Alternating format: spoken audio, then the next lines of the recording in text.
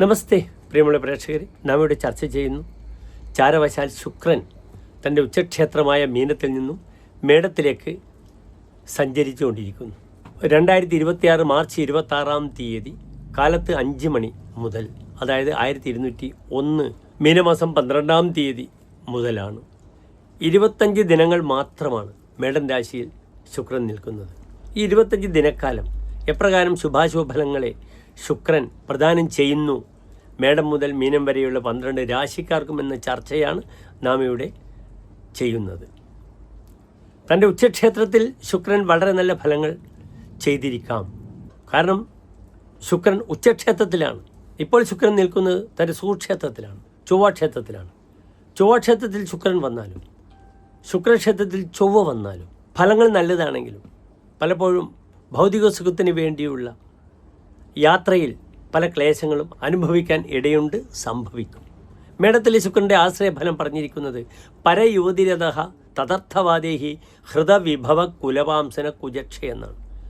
പരയുവതിയിൽ താല്പര്യമുണ്ടാവുക, അതിനുവേണ്ടി തൻ്റെ വിലപ്പെട്ട പേരും പ്രശസ്തിയും ധനവും നശിച്ചു പോവുക, കുലത്തിനെ പറയിപ്പിക്കുക എന്ന ഒരു വിഷയമാണ് മേടത്തിലെ ശുക്രന് വരുന്നത്.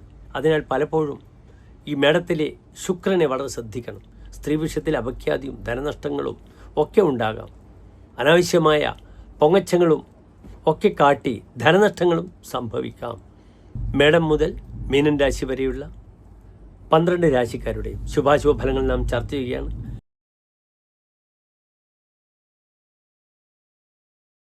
അവിടെ നക്ഷത്രത്തിൻ്റെ അവസാനത്തെ 30 നാഴിക, ചതയം പുരൂരുട്ടായി നക്ഷത്രത്തിൻ്റെ ആദ്യത്തെ 45 നാഴിക വരുന്ന 2.25 നക്ഷത്ര സമൂഹം. ഇവിടെ കുംഭൻ രാശിക്കാർക്ക് ശുക്രൻ നിൽക്കുന്നത് മേടത്തിലാണ്, 3-ാം ഭാവത്തിലാണ്. 3-ാം ഭാവത്തിൽ വ്യാഴം നിന്നാലും ശുക്രൻ നിന്നാലും കൃപണഹ എന്നാണ് ഫലം പറഞ്ഞിരിക്കുന്നത്. പല കാര്യങ്ങൾക്കും കൃപണത്വം ഉണ്ടാവുക, പലപ്പോഴും നെറ്റിത്തരത്തിന് നേരെ കാര്യങ്ങൾ വന്നാലും അനുകൂലമല്ലാത്ത അവസ്ഥ സംജാതമാവുക. ഇവിടെ ശുക്രൻ 2 ഭാവങ്ങളുടെ ആധിപത്യമുള്ള ഗ്രഹമാണ്.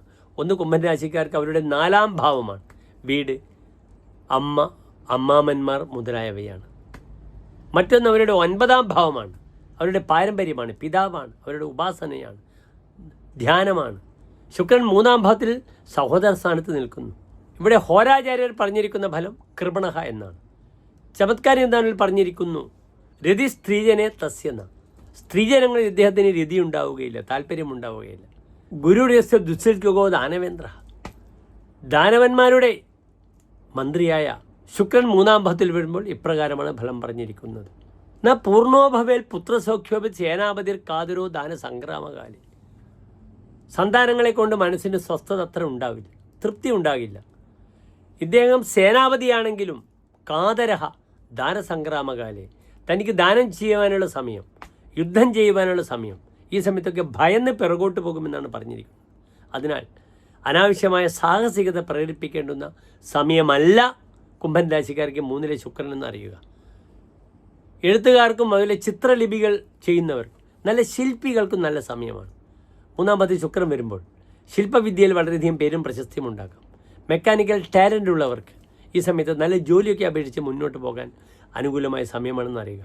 ഇവിടെ നന്നായി ധർമ്മദൈവ പ്രീതി നടത്തുക, ധർമ്മദൈവങ്ങൾക്ക് വേണ്ട വഴിപാടുകൾ ചെയ്യുക, അവിടെ അന്നദാനം ചെയ്യുക. ഇപ്പോൾ ധർമ്മദൈവങ്ങളുടെ ഉത്സവ സമയമാണെന്ന് അറിയുക. അന്നദാനം ചെയ്ത് തൻ്റെ പുണ്യത്തെ വർദ്ധിപ്പിക്കുക, മാക്സിമം ശ്രമിക്കുക കുംഭൻ രാശിക്കാർ. നന്ദി, നമസ്തേ.